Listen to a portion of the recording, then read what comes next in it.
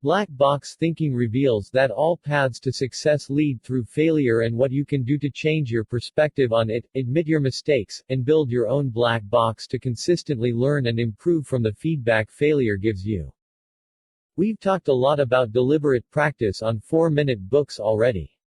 It's the concept many books debunking talent and looking at world-class performance promote, some including So Good They Can't Ignore You, The Talent Code, Talent is Overrated, and the very predecessor of this book, Matthew Syed's Bounce.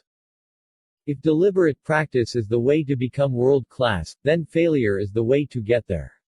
Learning from your mistakes is the whole idea of deliberate practice, but doing so is hard. Why? Because most people don't like mistakes. They shun them, they hate making them, and if they do, they hate admitting them. Black box thinking is about changing that, so you can do what's necessary to get where you want to go. Here are 3 lessons about failure. 1. We hate admitting mistakes even more than we hate making them. 2. Look for opposing evidence by treating your ideas as hypotheses. 3. Develop a positive relationship with failure to stop avoiding it. Are you ready to make failure your friend? Let's do this. Lesson 1. The only thing we hate more than making mistakes is admitting them. What's worse than forgetting to send off your monthly status report to your biggest client? Having to show up the next day and admit it to your boss. Failure is never cool when it happens, even though the culture of entrepreneurship is trying hard to tell you otherwise. Having a failed startup has almost become a badge of honor, but what it really means is that you let too much small failures accumulate, until you eventually had to suck up a huge one, that your company's not working. Imagine having to tell your investor that you just cost them $3 million. Shouldn't make for a good day. While the goal remains to avoid failure on a grand scale, this can only happen if you admit as many small mistakes as you can. Case in point, Juan Rivera was falsely convicted for rape and murder in 1992 and spent the following 13 years in prison. Even though DNA testing had been used as early as 1984, it took until 2004 until police finally agreed to test the evidence from the case, and found he was innocent. Incapable of admitting their mistake, because it was a grave one, it took another 7 years until Rivera was finally released, and paid a $20 million settlement. For the prosecutors, admitting their serious mistake would probably have meant they'd lose their jobs, on top of destroying their confidence, so they didn't. Admitting mistakes is tough, but it's the only way to prevent making even worse ones. If you can start by admitting to yourself that you made one, you're one step ahead. Lesson 2. Treat all of your ideas as hypotheses so you can look for opposing evidence.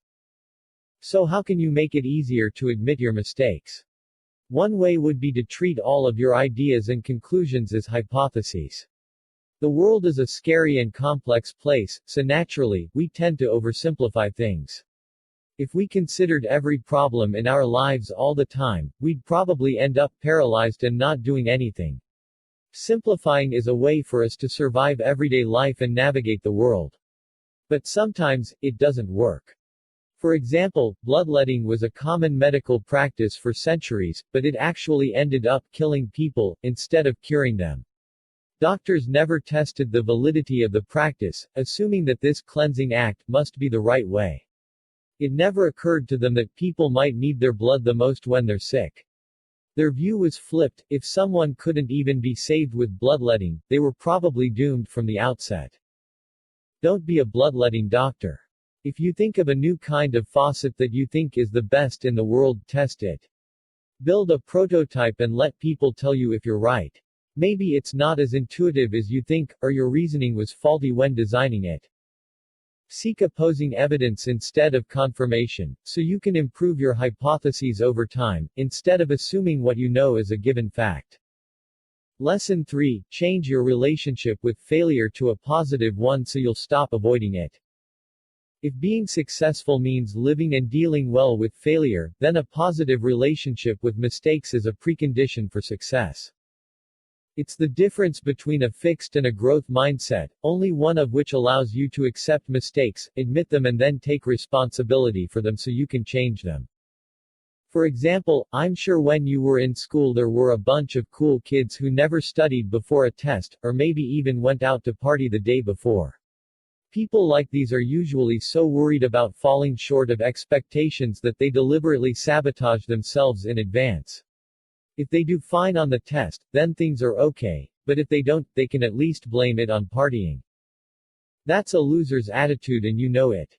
So try to see failure in a more positive light and take responsibility for it whenever you can. Black Box Thinking Review. Black box thinking goes one level deeper on deliberate practice and explains how you can actually make that practice work for yourself.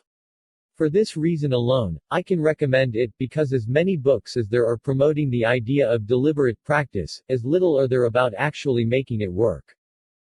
Matthew Syed knows his stuff, go for it.